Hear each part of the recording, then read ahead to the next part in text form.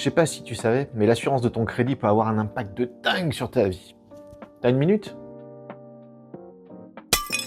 Bon, vous êtes assuré correctement pour un investissement locatif. Maintenant, passons à la résidence principale. Dans ce cadre-là, les banques vont suggérer fortement et à juste titre d'augmenter vos garanties.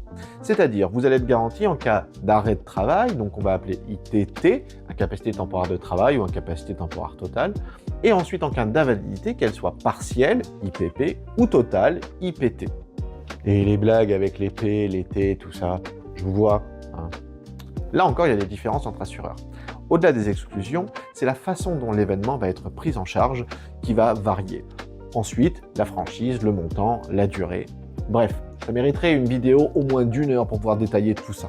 Vérifiez, comparez toujours à la section correspondante à ce que vous cherchez et ensuite regardez indemnisation ou sinistre pour être sûr de la prise en charge. Pour finir, la garantie perte d'emploi, j'ai un avis extrêmement tranché dessus, puisque je pense simplement qu'on paye souvent très cher pour avoir un résultat de garantie extrêmement faible. Vous pouvez avoir un avis différent.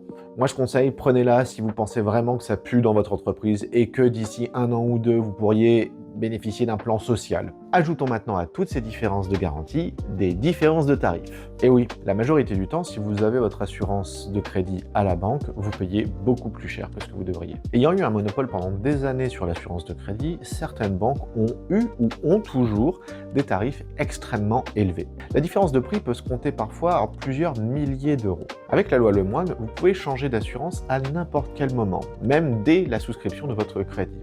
Ceci dit, je vous déconseille de changer d'assurance de crédit au moment de la souscription. Attendez quelques mois. L'assurance de crédit fait partie de la négociation avec votre banque. Laissez-la dans la balance afin de pouvoir négocier plus facilement votre taux de crédit. Donc, allez faire des devis, comparez.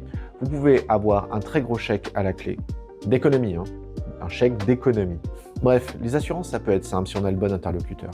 Donc suivez-moi sur TikTok, Instagram, même sur LinkedIn, et allez visiter mon site, le lien est dans la description. Ciao!